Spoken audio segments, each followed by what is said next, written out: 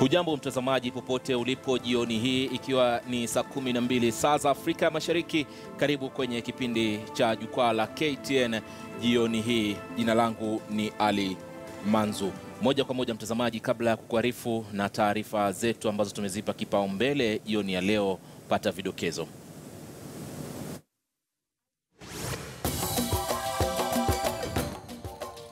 Wagonjwa wa akili punguani watoroka katika hospitali ya Mathare hapa jijini Nairobi.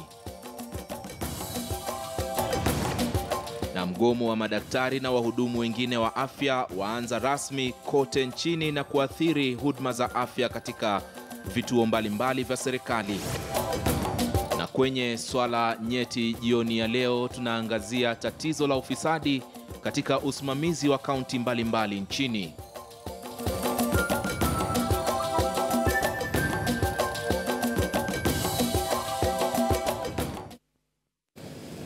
Barabara kabisa mtazamaji, ikiwa ni saa 12 tangu ule mgomo wa madaktari ulipoanza, alafu baadaye wahudumu nao pia wakatoa taarifa yao kwamba wanaungana nao. Kufikia hivi sasa bado hatujasikia lolote kutoka upande wa serikali, lakini tunafuatilia taarifa hizo kwa kina ili kuona iwapo kuna majadiliano yoyote ambayo yanaendelea hivi sasa kuhusiana na njia za kukwamisha mgomo huo. Kumbuka ni mgomo wa madaktari pamoja na wauguzi ambao mara nyingi wa mtazamaji wanasaidiana na madaktari katika kupeana huduma za afya katika hospitali mbalimbali za serikali hapa nchini Kenya. Hivyo basi leo ni siku ya kwanza rasmi ya mgomo wa kitaifa wa wahudumu wa katika huduma za afya na vile vile madaktari wakuu hapa nchini Kenya. Ni mgomo ambao uliopelekea baadhi ya Wakenya kukosa huduma za afya, hasa hapa tukiangazia sana baadhi ya ambao walikuwa wana magonjwa mbalimbali. Baadhi yao walikuwa ni wale wenye akili punguani katika hospitali kuu ya Mathare, ambao kufuatia mgomo huo walitoka na kuanza kuhepa katika hospitali hiyo. Kama unavyoona mtazamaji, picha hizi ambazo tuliweza kuzipata ni kwamba baadhi yao hapa wanaruka ule ukuta wakiwa wamevalia sare zao kuwa hawa ni wagonjwa mtazamaji, wagonjwa wa akili punguani ambao walichukua fursa hiyo sasa badala yake wakahepa. Ni hali ambayo imepelekea polisi katika kaunti ya Nairobi kuanzisha msako katika baadhi ya maeneo hapa kuwatafuta takriban wagonjwa 100 wa akili punguani ambao walihepa katika hospitali hii ya Mathare hapa katika jiji la Nairobi. Usiende na uniform utafutwa, enda nyumbani pole nyumbani, rudi tukitoka mgomo. Mtazamaji, la kushangaza ni kwamba Wakenya hapo wakisikika kwa sauti zao hapo za juu kwamba wakiwaambia msiende na sare hizo, mutashikwa na muregeshwe. Hali ambayo ilitokea kwa baadhi yao ambao baadaye tunaarifiwa kwamba waliweza kushikwa na kurejeshwa katika hospitali hiyo ambayo sasa iko chini ya ulinzi wa maafisa wa polisi na vile vile wafanyikazi katika hospitali hiyo ya Mathare hapa jijini Nairobi. Na huku madaktari basi walipokuwa wakisusia kazi, kama nilivyokuarifu, mkondo kama huo ulichukuliwa na wauguzi ambao ndio husaidiana mara nyingi na madaktari kuhakikisha kuwa wagonjwa wanahudumiwa. Sawa na madaktari, wauguzi hao wanaitaka serikali kuwajibika na kutimiza mkataba wa pamoja ambao walitia saini kati yao na serikali. Call of this strike until the harmonized collective bargaining agreement, harmonized, that is the term, harmonized collective bargaining agreement is one, signed by the government. Two, government keeps commitment from the treasury that there is money to fund this CBA. Three, SRC writes a letter saying it is not going to rush to court. It has allowed for the CBA to be implemented. And four, the CBA is actually registered in court. When that one happens, we will call off the strike immediately and our members will go back to work. We know that the government has money. When we were discussing and negotiating this document, all the relevant ministries were included in the negotiations.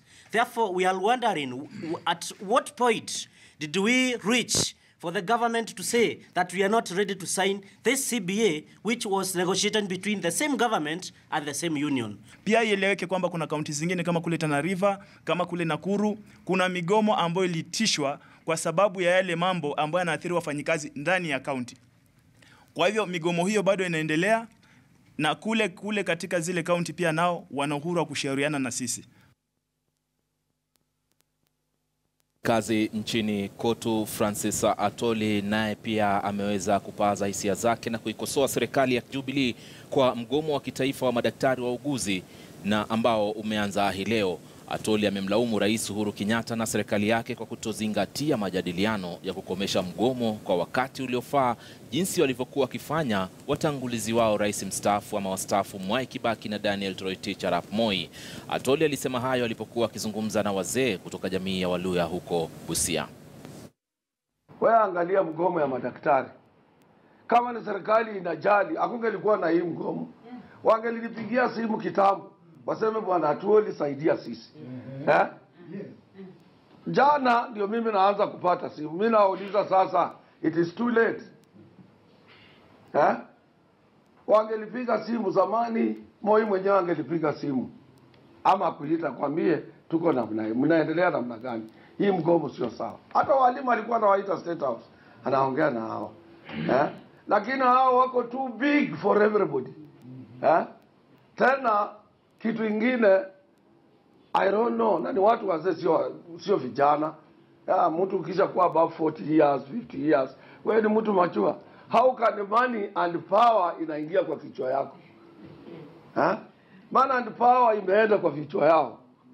So wakisema hawajali, hata wakikuja hapa, watasema nyinyi mimi naambia nyinyi.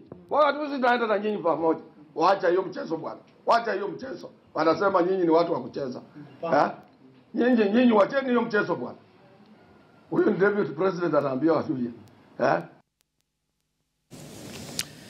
Tukiwa bado tuko katika sehemu hiyo ya magharibi mwa Kenya, kutoka kaunti ya Busia tuelekee katika kaunti ya Kakamega ambako wagonjwa walikuwa taabani katika hospitali kuu ya kaunti kutokana na mgomo wa madaktari pamoja na wauguzi. Wagonjwa ambao walionekana wamenyong'onyea huku wakirudishwa majumbani mwao na kushauriwa watafute tiba kwingineko. Kuna taarifa kuwa mgonjwa mmoja alijiua ndani ya choo hapo jana usiku wa manane ulipoanza mgomo huo.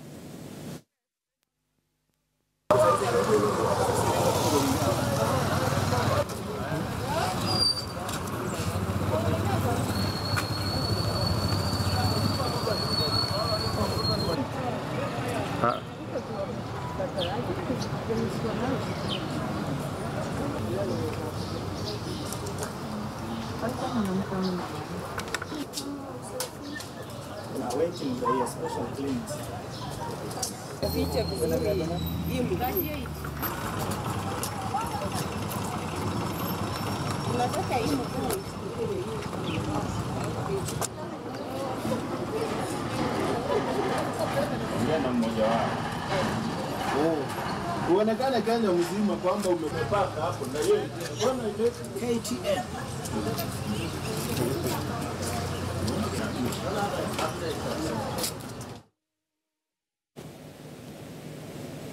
Mtazamaji, ugonjwa huo wa mgomo wa madaktari pamoja na wauguzi umeathiri hata shughuli za matibabu katika hospitali ya rufaa iliyoko katika kaunti ya Meru, ambapo jamaa za wagonjwa wameshauriwa kuwachukua wagonjwa na kuwapeleka katika vituo vingine vya afya ili kupata matibabu. Afisa mkuu mtendaji wa hospitali hiyo Daktari Gichuya Mriara amesema kuwa sasa hakuna wagonjwa ambao wanaotibiwa katika zahanati hizo. Preparation as the administration in this hospital is that since we enjoy goodwill and partnership with the surrounding institutions which are not of public nature, we intend to reach out to them and consult each other as to how the burden of management of our patients may be shared among our colleagues in the private institutions and also in the faith-based, hoping that it will be a short-lived strike. But you realize that this is not just a Meru issue, there's a national issue which needs to be addressed nationally with the cool heads, without chest thumping and feeling that if whoever is asking for certain things to be rectified wins, then the other party which has made them win has lost. I think that is something we should remove from the discussion table. That is not a question of who wins and who loses, because it is a win-win situation that will bring a resting peace to, to the atmosphere of health workers in this hospital. At this particular time, we encourage members of the public and the relatives of the patients to at least help us by taking their patients who are able to ambulate, to walk on their own, so that we can decongest the hospital.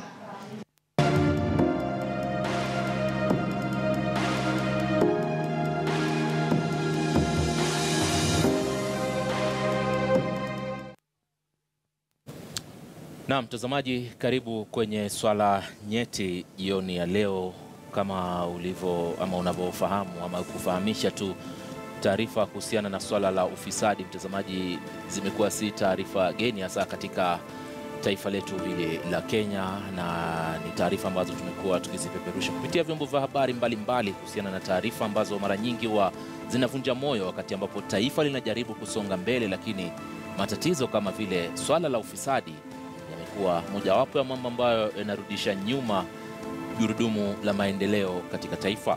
Hivi sasa pia swala hilo limesonga na kuingia hadi katika kaunti mbalimbali, hasa katika idara zile za uagizaji wa vifaa vya kaunti. Hapa nazungumzia procurement, mambo kama hayo. Na Wakenya wengi wamekuwa wakishikwa, wengine wamefunguliwa hata kesi kuhusiana na swala hili. Na vile vile kwenye swala hili zima basi linakuwa lenye kuliharibia taifa na hata zile kaunti sifa zake. Nadhani umekuwa ukifuatilia vile vile taarifa zetu hapa kwa lugha ya Kiswahili na hata Kiingereza kuanzia wiki jana, ambapo tunaangazia swala hili la ufisadi katika kaunti 47. Hilo ndilo swala ambalo tunalolizungumzia hii leo, lakini mtazamaji, hapa tunazungumzia zaidi tukiangazia swala lile la vitengo vya uagizaji katika kaunti mbalimbali.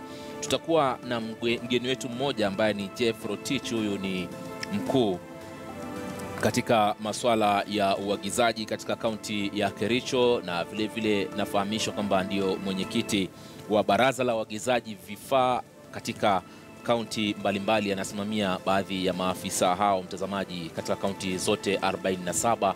Tutakuwa naye kwa njia moja kwa moja akiwa katika kaunti ya Nakuru bila shaka. Na hapa jijini Nairobi pia niko na Danstan Omari. Wakili Danstan Omari, mtazamaji, anafahamika sana katika kutoa maoni yake kuhusiana na mambo kama haya ya kisiasa na hata yanayochipuka. Kwa mfano hivi sasa tukizungumzia hili swala la vitengo vya uagizaji na namna rushwa imechukua sura katika vitengo hivi kwenye kaunti zote 47. Nadhani unanipata vema hivi sasa, wakili Danstan Omari, ukiwa katika studio zetu zilizoko katikati mwa jiji la Nairobi. Anakupata vizuri vema Alimanzu, na karibuni wa Kenya tujadiliane kuhusiana na swala ambalo ni nyeti kabisa. Ni vipi taifa limenyambulika mpaka sasa. Tunaangazia mambo ya ufisadi uliokithiri kupita mipaka. Asante sana. Hisia zako ni zipi wakati ambapo hivi sasa takriban kila kaunti imeweza kuangaziwa kwa sura mbaya tu? Yani inasemekana kwamba ufisadi umekithiri, hata kama si kukithiri, lakini unakuta baadhi ya maafisa kwa namna moja ama nyingine wamehusika katika visa vya ufisadi. Hapa tukizungumzia zaidi hiki kitengo cha procurement ambao unajulikana kama uagizaji wa bidhaa katika kaunti. Ukiangalia mnyambuliko wa ufisadi katika serikali ya Rais Moi, kulikuwa na ufisadi uliokuwa ni kuchukua mashule, mashamba ya mashule, kuchukua mashamba ya serikali na kunyang'anya watu. Kwa hivyo ule ndio ulikuwa ufisadi wakati ule. Wakati wa serikali ya Rais ya Kibaki kwamba haijulikani ni ufisadi gani ulikuweko, ni ule wa Anglo Leasing, wizi wa fedha ukaanza pale. Sasa katika serikali ya Jubilee, jambo linalojitokeza wazi ni kwamba sasa ule ufisadi umejikita katika vile vitengo vya kununua bidhaa za serikali ama uagizaji wa vyombo vya serikali, ile ambao ni procurement, ambao katika ile sehemu tunaona kwamba wengi wa wale ambao wanapewa zile tenda hakuna vitu ambavyo wanavyoviwazilisha katika makampuni ya serikali. Kwa hivyo tunaona kwamba huu mnyambuliko wa ufisadi sasa umekuwa ni donda sugu, ni swala nyeti kabisa ambalo huenda likaanguza serikali ya Jubilee, kwa sababu katika mtazamo wa kila Mkenya, kila mtu anapokwenda analia kwamba ufisadi umepita mipaka, sio katika serikali ya Jubilee peke yake, sio katika pembe ya kodi. Kwa hivyo swali watu wanajiuliza, mimi kama mwanasheria najiuliza, ni nani hasa anayeweza kulemaza ili janga la ufisadi? Kwa sababu kwamba vigezo vyetu alimanzu ni nani shujaa katika taifa letu. Sisi tunawaabudu na tunawahusudu na tunawaenzi na kuwasifu wale ambao ni wafisadi. Ule ambaye anasimama katika kupigana ule ufisadi anaonekana kwamba yeye ni adui wa taifa letu. Je, ni taifa zima lililo na kasumba ya kupeana ule mshawasha wa kwamba anayekuwa mfisadi ndio shujaa wetu, ama shida iko wapi? Nawazia swala moja hapa, Danstan Omari, na ni vyema pia tukiweza kupata hisia zako. Hivi tunaanzia wapi? Hapa nawazia swala la maadili. Ni nani ambaye anastahili kuongoza katika kuhakikisha kwamba kwanza, kabla ya kuingia katika asasi ambazo tulizonazo, ima ni kwenye serikali ama zile za kibinafsi, tunaliangazia hili swala la maadili. Linafaa kuanzia wapi hasa? Manake najaribu kuwaza tatizo linaanzia wapi mpaka ufisadi unatokea. Ukiangalia kwamba lile wazo la kupigana na ufisadi limewekwa katika katiba, ya kwamba katika ile katiba ya Article 227 ya katiba ambayo inaangalia masuala ya ununuzi wa bidhaa kwa serikali, inasema kwamba lazima ile kazi ifanyike katika njia iliyo wazi. Lazima fedha, mwananchi aweze kupata value for money, zile fedha zake ambazo ni za ushuru aliyokatwa, lazima apate faida kwa ile pesa zake ambazo zinatumiwa kununua services ama kununua bidhaa za serikali. Kwa hivyo katiba imeelekeza kwamba ule ununuzi lazima uzingatie sheria. Ukiteremka chini utaona kwamba vitengo vya kuangalia ile ununuzi vimewekwa. Kwa mfano, hakuna ile kampuni itakayofanya kazi ama ununuzi wa bidhaa za serikali kabla ya kulipa ushuru.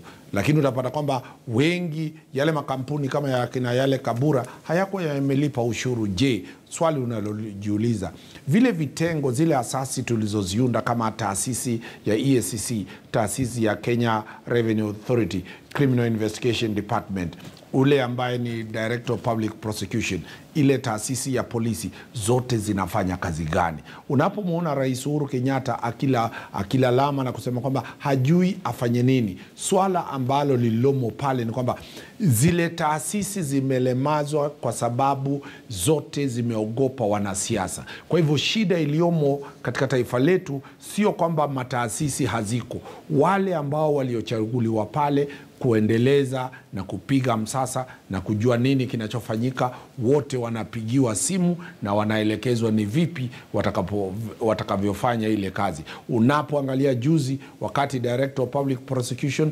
alimwandikia barua kumuuliza ule ambaye ni Governor wa Central Bank kwamba je, ni washtaki wale ambao ni private, yale mabanki ya kibinafsi yaliyoachilia mtu akabeba shilingi 52 milioni kutoka kwa tela. Kwa hivyo unaona kwamba wale wote hawana msimamo wa kupigana na ufisadi. Kwangu mimi Alimanzu, shida ni moja.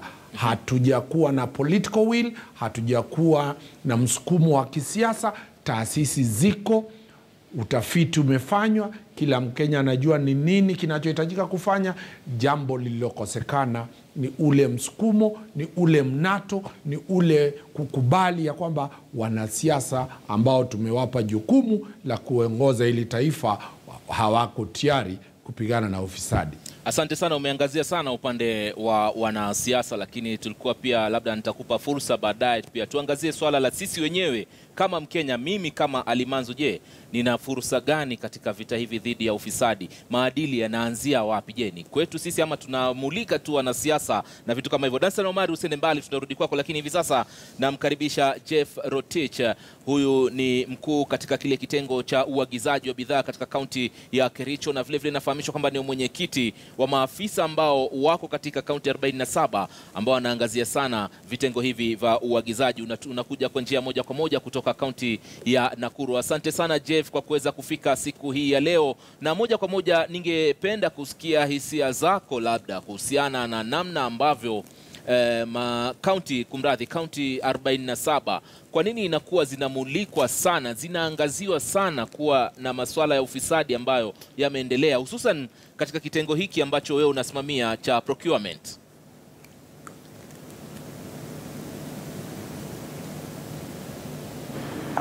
Kwa kunialika kwa studio zenu. Hello. Naam, tunakupata, endelea. Asante sana Manzu. Naam. Kwa kunialika kwa studio yenu ya KTN. Aha. Ningependa kusema ya kwamba swala ya procurement ile tunaita ununuzi ndio wa bidhaa katika counties ndio ni swala imekuwa ya nyeti sana, lakini ningependa kuanza kwa kusema mimi kama nikisimamia kaunti ya Kericho kwa hiyo department ya procurement, na nikiwa tena kama chairman ya counties procurement directors wote katika Kenya. Tungependa kujua ya kwamba counties ni kama yule mtoto changa, bado inakuwa ndio, na bado tunajenga zile tunaita structures. So ni jukumu letu kama watu wa procurement na wote ambao wanahusika na ununuzi ama utumizi wa pesa wazingatie ile kitu tunaita integrity, ili tuweza kusaidia jamii zetu. Lakini pia ningetaka kusema ya kwamba ukiangalia kwa uzito utaona kwamba kuna mabadiliko kubwa katika counties. In fact utapata kwamba pesa zinatumika na kuna tofauti ya devolution. Kuna watu wamesikiza, wamejua kuna umuhimu ya devolution. Asante Manzu. Naam, hayo mabadiliko ambayo unayozungumzia ni vyema na yanakwenda sambamba na namna ambavyo katiba imeelezea kuhusiana na utawala wa county, lakini ilivyo hivi sasa, ndugu Jeff, ni kwamba viwango vya ufisadi katika county mbalimbali viko juu zaidi. Je, mnashindana na serikali kuu? Manake pia upande wa serikali namna ni ile ile. Sitaki kusema ufisadi uko juu kwa sababu sina uthibitisho, lakini ningependa kusema labda ni kwa sababu kumekuwa na ile communication, watu wamekuwa na ile hali ya reporting mechanism. Lakini nitaka kusema kwamba counties inajaribu, na ningependa kusema kabisa kwa ile county ninatoka tumeweka mikakati ya kuangalia kwamba pesa zinatumika vile inatakikana. Mikakati ambazo tumeweka ni kama tukiongea na governor wetu, akiongozwa na governor, ameweka mikakati ya kufungua ile tunaita open plan system ya maofisi. Ile inawekwa wazi, ukijua vile inawekwa kioo ili watu wasijifungie kwa ofisi. Jambo lingine ni kufunza wale wote ambao wanahusika na procurement kuelewa hadhari za ufisadi. Pili, tunaweka zile tunaita tendering zetu zote kwa uwazi, na tumetengeneza pia mtandao ama ile tunaita email address, yani ile the reporting structure kwa vitu kama za ufisadi. Na governor anahusika kabisa na hizo, na ningependa tu kuhimiza makaunti zote wachukue mfano hizo ili kupigana na ufisadi. Pia ukiangalia kuna sheria mpya ya public procurement, ile tunaita Public Procurement and Disposal of Assets of 2015, ambapo imeweka mikakati kabambe ya kupigana na hizi hali za ufisadi. Pia kuna ile regulations ambayo inatengenezwa na bado iko kwa stages, na hiyo ikiisha itakuwa inapanga kwa ukamilifu vile hizo hali za kununua vitu zinatekelezwa. Vyema kabisa Jeff, nadhani unafahamu vyema wewe kama afisa mkuu pale katika kile kitengo ama idara ya uagizaji wa bidhaa katika kaunti ya Kericho, unafahamu vyema kwamba kuna mipenyo ambayo inatumiwa na watu wengine ili kuilaghai ama kulaghai fedha za umma kupitia kaunti zile. Kwa mfano katika kaunti ya Kilifi kule kulikuwepo na mipenyo kama hiyo, na kupitia ule mfumo wa IFMIS pesa ziliibiwa. Haya ni madai ambayo yametolewa na kesi inaendelea hivi sasa kwenye kuhakikisha kwamba hakuna mipenyo kama hii inapatikana, sio kwenye kaunti ya Kericho peke yake, kwenye kaunti zote 47. Ni mambo gani ambayo mmeyafuatilia ama mnayafanya kuhakikisha kwamba hizi fedha haziibiwi? Sitaki niseme Manzu kwamba ama nithibitisha kwamba kuna uwizi kutumia IFMIS, kwa sababu hiyo ni jambo ambalo bado inachunguzwa. Ndio. Na nikiendelea hivyo ningependa kusema nina ile uhakikisho na ile kitu tunasema IFMIS. Kwa ubinafsi mimi nasema IFMIS ni chombo cha kutumia kuhakikisha kwamba kazi za procurement na ile ya finance zinafanya kazi kwa ustadi unaotakikana. Lakini ingekuwa mzuri ikieleweka kwamba IFMIS mimi mwenyewe nina support kwa sababu inapunguza ufisadi. Nimekuwa kwa ile kamati iliyotengenezwa na National Treasury ikishirikiana na Council of Governors ya kuchunguza makosa ama zile gaps zilizokuwa kwa IFMIS. Na ningependa tu kusema kwamba zile gaps kidogo kidogo ziko kwa IFMIS ni chache na zitaweza kurekebishwa. Ni kama nilivyosema mbeleni kwamba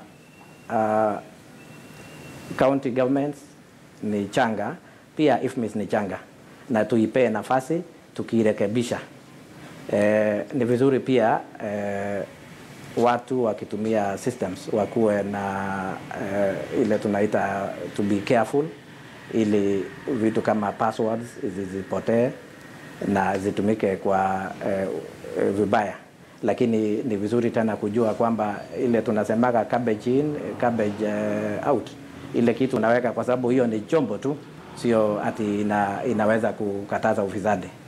Kuna ile tunasema kwa Kiingereza Manzu, it is very hard to legislate integrity. Jutasemaje kwa Kiswahili? Kwa sababu kuna vitu tunazuia, lakini lazima tufunze watu wetu wakuwe na ile integrity. Asante sana. Ni Jeff Rotich huyo mtazamaji, na pumua kidogo, tutarudi kwenye muda usokuwa mrefu.